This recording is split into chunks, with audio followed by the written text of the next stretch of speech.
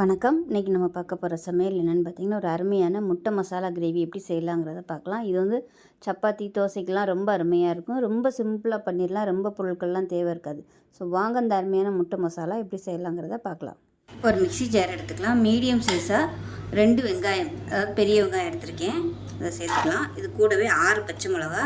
காரத்துக்கு வந்து பச்சை மிளகா காரம் தான், அதனால் எவ்வளோ அது காரம் தேவையோ அதுக்கு தகுந்த மாதிரி பச்சை மிளகா சேர்த்துக்கலாம். இப்போ இது கூடவே 5 பாதாம் சேர்த்துக்கலாம். அது கூடவே 1 டேபிள் ஸ்பூன் தர்பூசணி விதை சேர்த்துக்கலாம். இதுக்கு பதிலாக நீங்கள் முந்திரி பருப்பு சேர்த்துக்கோங்க. இது எல்லாத்தையுமே நல்லா நைஸாக அரைச்சிட்டு பார்க்கலாம். ஒரு பேன் எடுத்துக்கலாம். தேவையான அளவுக்கு எண்ணெய் விட்டுக்கலாம். இப்போ எண்ணெய் நல்லா சூடாயிருச்சு. நம்ம அரைச்சி வச்சுருக்க இந்த வெங்காயம், பச்சை மிளகாய் பேஸ்ட் வந்து இதில் சேர்த்துக்கலாம்.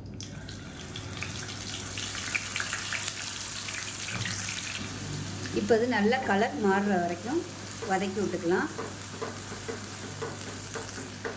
இப்போ பாருங்கள், மசாலா நல்லா வதங்கிடுச்சு. தண்ணி சத்தெல்லாம் நல்லா வற்றி. இப்போ இதில் வந்து 1 டேபிள் ஸ்பூன் இஞ்சி பூண்டு பேஸ்ட்டு சேர்த்துக்கலாம். சேர்த்து இதையும் பச்சை வாசனை போக வதக்கி விட்டுக்கலாம். இப்போ இஞ்சி பூண்டு பேஸ்ட் நல்லா வதங்கிடுச்சு. இப்போ இது கூடவே 1/2 டீஸ்பூன் போல் தனியாத்தூள் சேர்த்துக்கலாம். இது கூடவே ஒரு 1/4 டீஸ்பூன் போல் மிளகுத்தூள், அதே மாதிரி ஒரு 1/2 டீஸ்பூன் போல் கரம் மசாலா. இது எல்லாத்தையும் நல்லா வதக்கி விட்டுக்கலாம். 1/2 டீஸ்பூன் உப்பு சேர்த்துக்கலாம். இப்போ மசாலா நல்லா வதங்கிடுச்சு. பாருங்கள், நல்லா ஒட்டாமல் வருது. இந்த ஸ்டேஜில் நல்லா ஒரு 130 ml அளவுக்கு பால் சேர்த்துக்கலாம். பால் சேர்த்துட்டு மீடியமான ஃப்ளேமில் கொதிக்க விட்டுக்கலாம். இப்போ இது கெட்டியாக இருக்குது. இன்னும் கொஞ்சம் தண்ணி சேர்த்துக்கலாம்.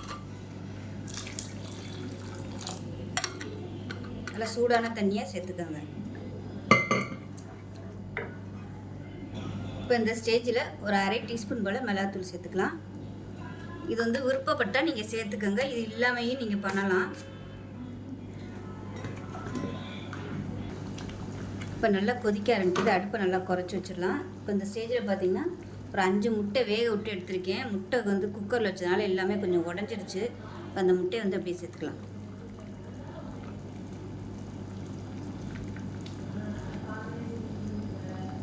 சின்ன சின்னதாக கட் பண்ணி சேர்க்குறனாலும் இங்கே சேர்த்துக்கலாம். நான் வந்து இன்றைக்கி அப்படியே 2ஆக சேர்க்குறேன்.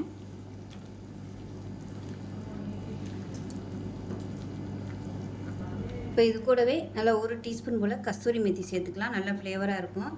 சேர்த்துட்டு கலந்து விட்டுக்கலாம். அடுப்பு வந்து நல்லா அப்படியே குறைச்சி வச்சுக்கோங்க. இப்போ இதை மூடி வச்சிடலாம். இப்போ இதை வந்து மூடி வச்சிடலாம். நல்லா எண்ணெய் தெளிஞ்சு வரட்டும். இப்போ கிரேவி எப்படி இருக்குதுன்னு பார்க்கலாம். பாருங்கள், சூப்பராக வந்துருச்சு.